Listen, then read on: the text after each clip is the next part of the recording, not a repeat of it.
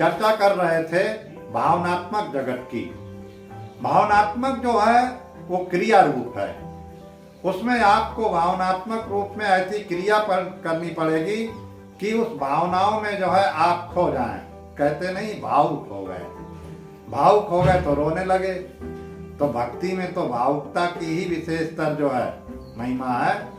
उसमें 3 प्रकार से भावुकता होना ये भक्त का लक्षण है। जैसे अश्रुपात करना, अब जो है चट्टान की तरह हो गए, पत्थर जैसा हृदय, उसके अंदर आंसू कहाँ से आएगा? कभी नहीं आ सकता है। और जिसके अंदर आंसू आ गया, आंसू झरझर झरझर झरने लगा, समझ लो कि ये भगवत भक्त है, भावुक हो गया। और रोमांचित हो जाना, रोमांचित हो जाना माने रोए जो है खड़े हो जाए और ठिठक करके रोने लगना, और उसी में ऐसा भावुक हो जाना कि नृत्य करने लगना। इसलिए गुजरात आदि प्रांत में कोई भी छोटा सा कार्यक्रम हो, नृत्य करने लगते हैं, बाहर निकलते ही नाचने लगते हैं। और यहाँ अगर नृत्य करने लगे तो लोग ना मालूम क्या क्या उलाहना देने लगते हैं। तो ये क्या है? उनका अंतःकरण अशुद्ध है। जिसका अंतःकरण अशुद्ध होगा उसके अंदर नकारात्मक विचार आएंगे, और जिसका अंतःकरण पवित्र होगा उसके अंदर सकारात्मक विचार आएंगे। तो ये भावनात्मक तल जो है भक्ति का स्वरूप है। अगर तुम्हारे पास शक्ति नहीं है तो भक्ति किसकी करोगे? भक्ति जो है वो शक्ति की ही होती है। शक्ति वह जो है देवी, भक्ति देवी, वह तुम्हारे ऊपर ऐसी कृपा कर देगी कि तुम्हारे अंदर जो है जो भी भाव होगा कि प्रभु भाव तो ये होना चाहिए, अंत भाव लोग करते रहते हैं कि हमको धन दे दो, हमको मकान बनवा दो, हमको मोड़ा दे दो। ये सब नहीं करना चाहिए। अपने प्रारब्ध पर भरोसा रखना चाहिए कि हमारा प्रारब्ध क्या है। हम छोटे से जब बच्चे थे तब हम कैसे थे हैं, और फिर हम जो है और थोड़े बड़े हुए तब कैसे थे, तब हमको क्या क्या सुविधाएं थी, हमारे माता पिता हमसे किस प्रकार का व्यवहार करते थे। फिर हम युवक हुए, हमारा विवाह हुआ, तो हमारा जो संबंध हुआ वो किस प्रकार का संबंध हुआ। मैली कुचैली कानी लूली लंगड़ी जो है मिली हमको पत्नी, और एक का प्रारब्ध ऐसा है बहुत सुंदर स्वभाव की, जिसको कहते हैं देवी स्वरूपा, ऐसी पत्नी मिली जो है। तो ये सब क्या है? ये सब प्रारब्धानुसार है। और जिंदगी हो गई, बूढ़े हो गए, एक भी पुत्र पौत्र कुछ नहीं हुआ, और एक के जो है 4-4, 6-6, 8-8 पुत्र हो रहे हैं जो है। तो ये सब क्या है? ये सब प्रारब्धाधीन है। प्रारब्ध अवश्य में भोक्तव्यम जन्म कोट सतैरपि। उसको चाहे कितने जन्म ही क्यों ना हो जाए, उसको भोगना पड़ता है।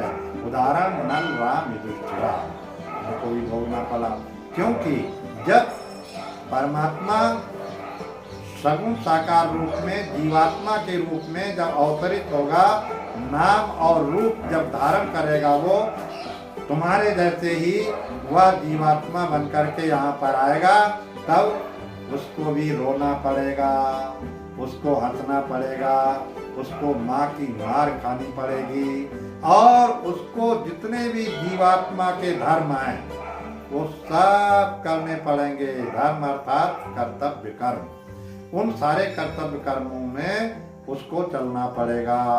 तो वो जो कर्तव्य कर्म है वो जीवात्मा के हैं, और अगर उसकी संगति अच्छे श्रेष्ठ महापुरुषों से जो है मिल गई तो फिर वह जो है बहुत ऊंचे स्थिति में भी जा सकता है, और अगर उसको अच्छी संगति नहीं मिली तो वो बहुत नीचे की ओर जा सकता है। इसलिए जो है ये सब सूकर योनिम वा, स्वान योनिम वा, कीट योनिम वा, ब्राह्मण योनिम वा, क्षत्रिय योनिम वा, शूद्र योनिम वा, वैश्य योनिम वा, ये सब योनियों में जाता है।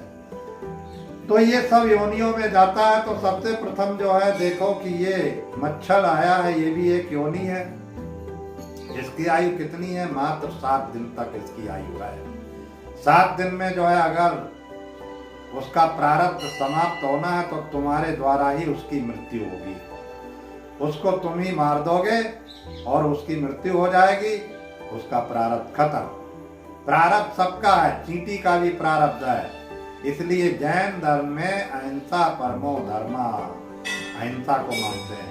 जबकि वो पूर्ण अहिंसा के पुजारी नहीं बन पाते हैं। पट्टी वट्टी बांधने से पूर्ण हिंसक अहिंसावादी नहीं हो सकते हैं, क्योंकि पलक तुमने बंद किया और खोला, हजारों जो है जम्स खत्म हो गए, हजारों कीटाणु मर गए। तो क्या आंख में भी पट्टी बांध करके चलोगे जैनी हो तो? कोई जैनी दिखाई पड़ा आंख में पट्टी बांध के चलते हुए? मुंह में ही बांधे रहते हैं केवल, हैं? और चलते हो चाहे दिन में चलो चाहे रात में चलो, कीटाणु तो मरेंगे। इसीलिए उनके लिए या समस्त मानव जाति के लिए, उनके लिए एक श्रेष्ठ कर्म बतलाया है, उसको बोलते हैं पंचाग्नि। हैं? जैसे सुबह उठ करके संध्या वंदन करो और कुछ जो है चुनाव, चिड़ियों को, कबूतर को, मछलियों को, इन सबको जो है कुछ खिलाओ पिलाओ।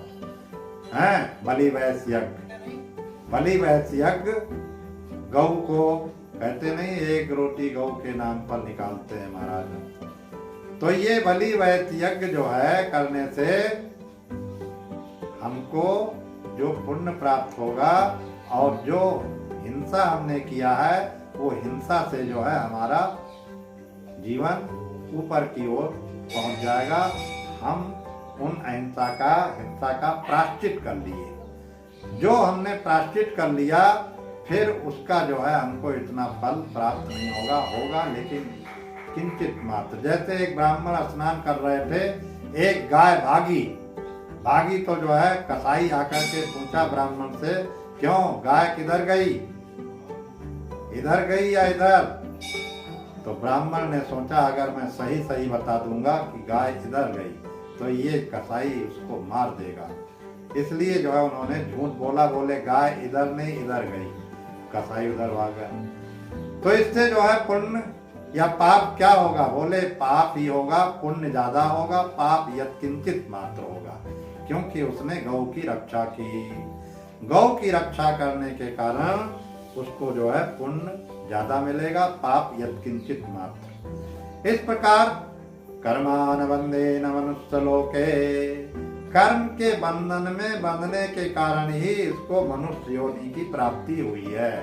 अब उसमें मात्रा जो है पुण्य की कितनी है? तो उसमें पुण्य की मात्रा बहुत ज्यादा है, तो वो जो है इंद्रिय तल पर सुखी होगा, बाकी आत्मा के तल पर कोई सुखी नहीं होगा। उसके लिए तो तुम्हें श्रवण, मनन और निधिध्यासन ही करना होगा। उसके पहले तुम पूर्ण सुखी नहीं हो सकते हो। इंद्रिय के ऊपर यदि तुम सुखी हो गए तो दुख बहुत बड़ा आने वाला है। अगर रात अंधेरी मालूम पड़ती है तो समझ लो सुबह जो है होने वाला ही है। इसलिए जो है आप जो इंद्रिय तल पर सुखी हो रहे हैं, उस सुख का सदुपयोग क्या कर रहे हैं, प्रश्न ये है। उसका आप सदुपयोग तो कुछ कर नहीं रहे हैं, बस 24 घंटे जो है खाना पीना रजोगुण में जो है पूरा जीवन व्यतीत कर रहे हैं। खाना पीना, सोना, घूमना फिरना, गप्पे मारना, और क्या कर रहे हैं, झूठी साची बोलना, इधर की उधर लगाना, उधर की इधर लगाना, प्रपंचों में जो है आसक्त है। और हंस हंस के बता रहा है, देखो हमारे पास कितना धन है, हम कितने बड़े आदमी हैं। जबकि वो गुना तो उसके पास कोई धन है, उसके पास धन तब माना जाता जब श्रद्धा वित्तो भूत्वा, श्रद्धा रूपी वित्त उसके पास होता तो वो धनवान माना जाता। बाकी वो सब बिल्कुल गरीब से गरीब प्राणी है, बहुत दुखी हैं। इसलिए जो है श्रोत्री ब्रह्मनिष्ठ सन्यासी वो उन लोगों को देखता है तो बहुत दुखी हो जाता है, कहता है अरे ये लोग बेचारे कितने दुखी प्राणी हैं, इनके पास कुछ भी नहीं है और बहुत कुछ माने बैठे हुए हैं। यही अज्ञान है, ये अज्ञान ही उनको दुख देने वाला है। अज्ञान ही सारे दुखों की जड़ है। सारा दुख जो निकलता है वो अज्ञान से ही निकलता है। और उस अज्ञान को जो है वो समझ नहीं पाते हैं कि ये क्या है क्या नहीं है, तो वो देवी देवताओं के पास भागते फिरते हैं। ये सब महामूर्ख हैं, इनको न तो कुछ आता है न जाता है, इनका दिमाग हो गया खराब, क्योंकि इनके जीवन में जो सबसे बड़ी उपलब्धि है वो जो है अभी हुई नहीं, और अगर हो भी गई, दिखाई पड़ भी गए। इसलिए स्वामी विवेकानंद कहते हैं कि हम जो है गली गली जा करके उस ज्ञान का उपदेश करते हैं जिससे लोग अज्ञान से उनकी निवृत्ति हो जाए और वो सब सुखी हो जाए। इसलिए जितने भी बड़े बड़े महात्मा हुए हैं उन सब ने जो है अपने आसन पर, अपने निवास पर ही बैठ करके सत्उपदेश किया है। सत्उपदेश करना ये जो है आत्मज्ञानी संतों का लक्षण है, उनको उपदेश करना चाहिए। क्योंकि शास्त्र कहता है स्वाध्याय प्रवचनाभ्याम न प्रमत्तव्यम, स्वाध्याय और प्रवचन में कभी प्रमाद नहीं करना चाहिए। अगर स्वाध्याय और प्रवचन में तुम प्रमाद करते हो तो फिर तुम्हारा जो जीवन का स्तर है, जो विद्या तुम्हें गुरु से प्राप्त हुई है, वो विद्या जो है धूमिल हो जाएगी, वो विद्या किसी काम में नहीं आई। इसलिए उस विद्या का जो है अधिकारी व्यक्ति के द्वारा उसका प्रचार प्रसार करो और अधिकारी व्यक्तियों को उसे सुनाओ, क्योंकि श्रवण सबसे पहले श्रवण है।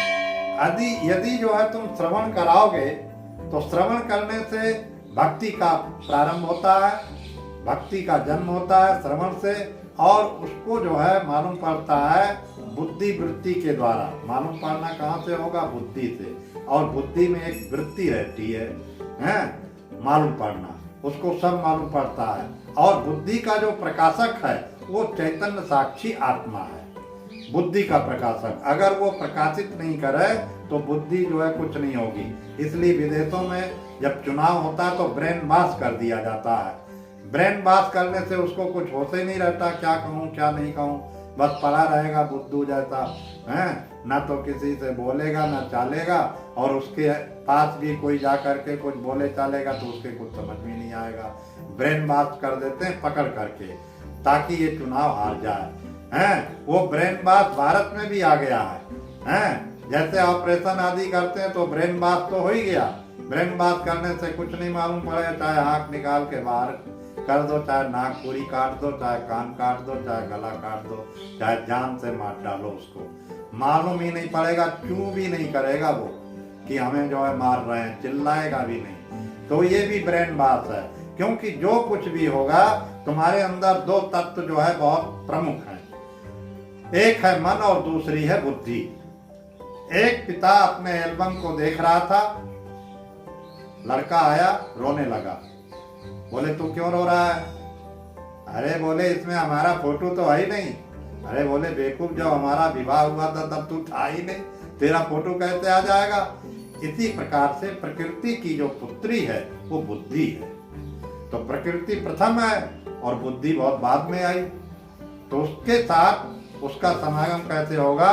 उसके लिए जो है अनेक प्रकार की साधनाएं हैं। तो हमारे भीतर अनेक प्रकार की जो शक्तियां हैं वो सोई हुई पड़ी हैं, लेकिन हमने अपने आप को क्या मान रखा है कि मैं मनुष्य हूँ, मैं गंदा हूँ, मैं ब्राह्मण हूँ, मैं क्षत्रिय हूँ, मैं वैश्य हूँ, मैं शूद्र हूँ, मैं स्वपक्ष हूँ, मैं चांडाल हूँ। ये सब अध्यारोपित कर लिया है। ये सब मान मान बंधन में आयो, मान मान करके बंधन में फंस गए बच्चू हैं। तो ये जो अध्यारोप है इसका अपवाद करना है। अध्यारोप अपवादाभ्याम निष्प्रपंचम प्रपंचते। वेदांत का प्रारंभ यहीं से होता है। वेदांत जो है वो सर्वोपरि है। बीच बीच में हम जो कहते रहते हैं वेदांत एक ऐसा जो है विषय है जिसको जो है बड़े बड़े ज्ञानियों ने उसी का प्रचार प्रसार किया है और उसी में जीवन यापन किया है, उसी में रमण किया है। ऐसे वेदांत वेद्यम विभुम गोस्वामी तुलसीदास परम वैष्णवाचार्य वो भी जो है कहते हैं यदि उस पर ब्रह्म परमात्मा को जानना है, विभु अर्थात व्यापक परमात्मा को जानना है, तो वेदांत वेद्य है, वेदांत के द्वारा ही जाना जाएगा। और किसी के द्वारा नहीं जाना जाएगा। कहेंगे भक्ति के द्वारा, भक्ति के द्वारा आप आनंदित हो सकते हैं। भक्ति के द्वारा जो है आप जब चरम सीमा पर पहुंच जाएंगे भक्ति के, जब आपको शरीराध्यास नहीं रहेगा, जब ये मालूम नहीं होगा कि मैं शरीर हूँ, तो फिर भक्ति ज्ञानाय कल्पते, भक्ति का फिर फल होता है, ज्ञान का कोई फल नहीं होता है। भक्ति का फल क्या है? भक्ति का फल है ज्ञान, भक्ति ज्ञानाय कल्पते, और ज्ञान का कोई फल नहीं है। ज्ञान स्वयं सबका फल है। जो भी कार्य करने के लिए हम तैयार होते हैं तो हम यही जो है सोच करके होते हैं कि ये कर्म कांड हम यदि कराएंगे, ये शिवार्चन कराएंगे, ये यज्ञ कराएंगे, इस प्रकार से जो है क्रियात्मक कर्म कांड कराते कराते हम पंडितों को संतुष्ट करके, सबको दान पुण्य करके, खिला पिला करके फिर इंद्र के स्वर्ग पद को प्राप्त कर लेंगे। तो इंद्र के स्वर्ग पद का मतलब है हम परम सुख के सिंहासन पर विराजमान हो जाएंगे। यहाँ पर जो है हम दुखी हैं, वहां जाकर के सुखी होंगे। इसको वेदांत में बोलते हैं परोक्ष ज्ञान। एक होता है परोक्ष ज्ञान और एक होता है प्रत्यक्ष ज्ञान और एक होता है अपरोक्ष ज्ञान। अपरोक्ष ज्ञान अपनी आत्मा ही अपरोक्ष रूप में, उसके लिए कोई प्रमाण की जरूरत नहीं है, वो स्वयं सबका प्रमाण है। प्रत्यक्ष रूप में हम तुम्हें देख रहे हैं, हम तुम्हें जान रहे हैं, हम चल रहे हैं तो उसको भी जान रहे हैं। तो साक्षी तो कभी जो है इधर उधर हुआ नहीं, साक्षी सर्वव्यापक है। लेकिन उसको जो है जब तक श्रवण नहीं करेंगे, जब तक जो है महापुरुषों के पास जाकर के उसका मनन नहीं करेंगे, निधिध्यासन नहीं करेंगे और स्वाध्याय आदि नहीं करेंगे, तब तक उसका बोध नहीं होगा। तब तक इन्हीं सब में लिपटे रहेंगे और इन सब पर लिपटे रहने से जो है थोड़ी देर के लिए तुम्हें इतना सा सुख मिलेगा कि मैं जो है फलाने देवता के पास हो आया, बहुत तेजस्वी थे। एक बार कलकत्ते में एक सन्यासी महात्मा व्यवस्थापक थे सत्संग भवन, उस समय हम चातुर्मास करते थे गुरुदेव के साथ। तो वहां पर एक जो है वेंकटेश्वर नाथ का मंदिर है कलकत्ते में, थोड़ा सा सत्संग भवन हमारे से दूर है, बस ज्यादा जो है 1 मिनट का रास्ता है बस। तो वहां हम उनको लेकर के गए तो वो बहुत बड़े ज्ञानी थे। तो मैंने कहा जो है कि जरा मंदिर में जा करके देखें कि इनका ज्ञान कैसा है। तो वहां पर जो है वो एक सेठ ने वो मंदिर बनवाया था।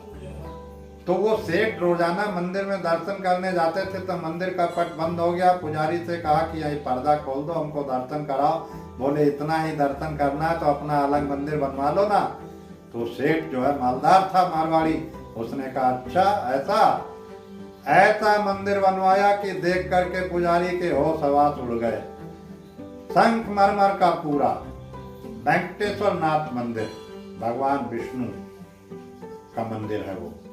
तो वहां पर वो रामानुजी संप्रदाय का मंदिर है। वहां पर क्या है कि कर्मकांड बहुत तगड़ा है, दक्षिणी पुजारी रहते हैं वो वहां पर। तो वहां क्या है, एक सोने का कलर का मुकुट होता है, वो सिर पर रखते हैं और चरणामृत बहुत सुंदर होता है उनका, बढ़िया तुलसी दल डला हुआ, स्वादिष्ट है, लगे कि हाँ चरणामृत है सुगंधित। तो हम गए, हमने वो बढ़िया चांदी के कटोरे में रखा रहता है वो, और चांदी का ही चम्मच है, उससे वो बांटते हैं। तो हमने जाकर के चरणामृत लिया। तो वो स्वामी केशवानंद जी ने चरणामृत नहीं लिया और फिर जो है वो मुकुट रखने का हुआ तो सिर उन्होंने हटा लिया।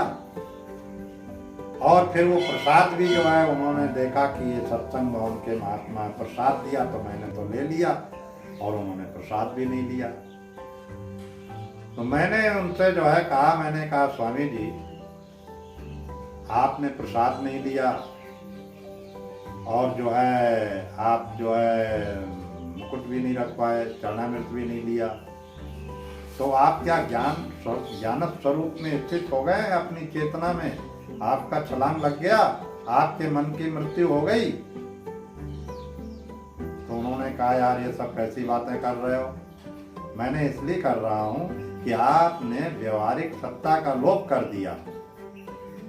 परमात्मा की 3 सत्ताएं हैं, व्यवहारिक सत्ता, प्रातिभासिक सत्ता और पारमार्थिक सत्ता, 3 सत्ता है। तो आप जो है जब इस प्रकार से व्यवहार किए, फिर आपको व्यवस्थापक बनने की क्या जरूरत है? आप व्यवस्थापक क्यों बने हुए हैं? छोड़ो फिर सब, आप तो अलिंग संन्यास, फिर ये भगवा भी फेंको, भगवा की कोई जरूरत नहीं है फिर, क्योंकि वह स्वप्रकाश में कहाँ का अगवा और भगवा, छोड़ो इस सबको। फिर आप जो है शुद्ध बुद्ध मुक्त अद्वैत सच्चित आनंद स्वरूप में स्थित हो जाओ, और फिर ये महानगर में रहने की क्या जरूरत है? तो उन्होंने कहा, बोले आप तो वास्तव में बहुत विचित्र बात कर दिए। हमने कहा आप 3 सत्ताओं का लोप नहीं कर सकते, ज्ञानी उसमें रहता है, जागृत स्वप्न सुषुप्ति तीनों अवस्थाओं में आता है जाता है वो, लेकिन किसी में आसक्त नहीं होता है। आपने जो ये निषेध किया, ये निषेध हमारे समझ में नहीं आया। हमारे समझ का मतलब है शास्त्र के समझ में भी नहीं आया। आप शास्त्र से जो है बाहर चले गए हैं, इसलिए जो है आप श्रुति स्मृति ममई आज्ञा, श्रुति और स्मृति मेरी आज्ञा, उसका पालन आपने नहीं किया। तो ये श्रुति स्मृति क्या है, इसकी चर्चा हम फिर करेंगे। आज इतना ही।